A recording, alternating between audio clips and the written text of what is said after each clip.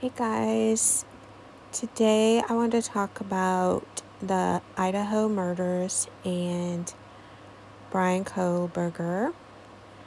I don't know if any of you watched 48 Hours yesterday. They did a segment on the Idaho murders, and it was a lot of what we already knew, but it was interesting seeing the parents talking and what their ideas were on like what happened and stuff. So I just wanted to make a video because I see where some people think that Bryan is not guilty. They think there's not enough evidence against him. But I think he's guilty. Like, my opinion is that Bryan Kohberger murdered Maddie, Kaylee, Ethan, and Xana. And a lot of people are saying the evidence is not very substantial, but you have to ask then, like, where does the evidence lead you then? Because nobody else's car was seen driving around that house during the hours of the murders, and nobody else left a knife sheath near the victims with their DNA on it, and a knife was used in the murders, and no one else's cell phone was pinged like all around the house, and no one else turned their phone off like right before the murders and then turned it back on when they got home. Like, the evidence doesn't seem very strong, but when you think, well, who else has all this evidence against them, you know? If it's someone else, then, you know, where's their car on the surveillance? Where's their cell phone in the area that it happened? Where is their DNA on the knife sheath? So I feel like they have more evidence that they're not going to share with everybody. But even if they didn't, to me, I feel like that's a lot of evidence to tell me that he did it. And apparently Kaylee's parents feel like Bryan Kohberger is the murderer. They had found evidence that he followed Kaylee and Maddie on Instagram.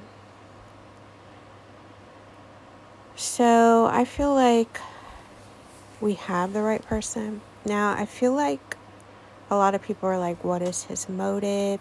He doesn't know them. But I feel like when you're on Instagram and you're like scrolling, sometimes you are shown a picture from the algorithm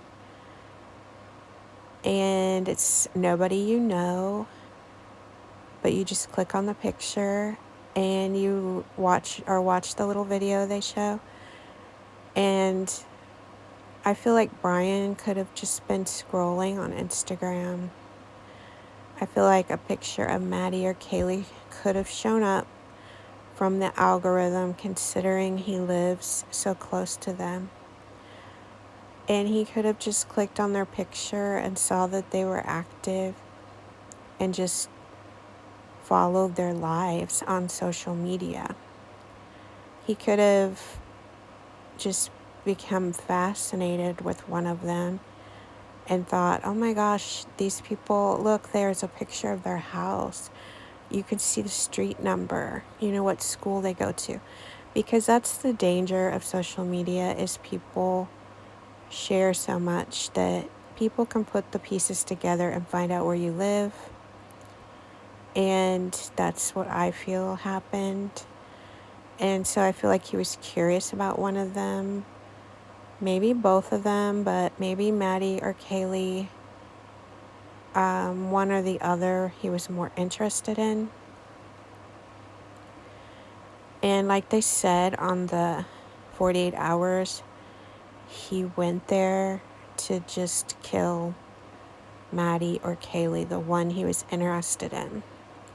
But along the way, he runs into Xana, and maybe while he killed Xana, her boyfriend pops up. He had to kill him.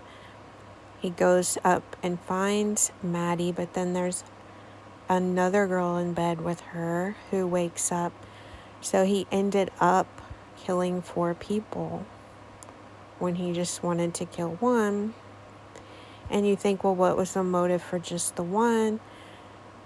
He's crazy. You know, sometimes you just cannot explain why he would do something like that. In his mind, he might have got mad at her. Like, in his mind, he might have this dream world that he's dating her. And in his mind, he's mad at her for something that never happened. You know, these people are crazy. Sometimes crazy is the only reason you can give. But I don't feel like it was anyone other than him. I feel like a lot of people want there to be a conspiracy. They want there to be other things going on. And sometimes it's just as simple as a crazy guy who's infatuated with someone and he kills them.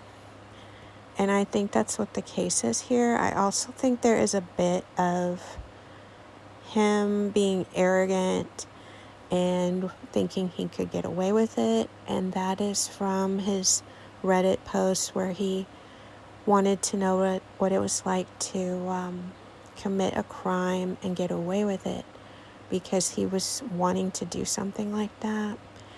He like dreamed of it. So, you know, like he got interested in true crime and criminology because, you know, maybe he wanted to be a criminal. People get involved with like different things for different reasons, and some people get involved in criminology because they want to help solve crimes. Maybe some of those people in those classrooms want to get away with the perfect crime. And so they learn more about the process, and he felt like he could commit the perfect crime.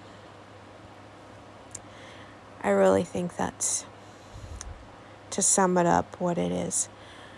And I hope they have, you know, enough evidence to convict him. Because can you imagine him being out in the world? Like he would definitely do this again. And next time he wouldn't want to get caught. He was so careful this time that they had limited amount of evidence. And next time he'd probably be more careful in certain ways. And they wouldn't have any evidence. But I just want to talk about this because I think some people drag out the conspiracies a little too much. When we didn't know who did it, I used to go through all the theories because I was unsure who it was. But now that we're given like a clue, and I feel it's Bryan Kohberger, I'm ready for the trial. I'm ready for him to be convicted. But who knows when that'll be. You told your friend you're not okay, and tell me what's wrong and why you never said you felt that way. And guess you're trying to stay strong and fake a smile until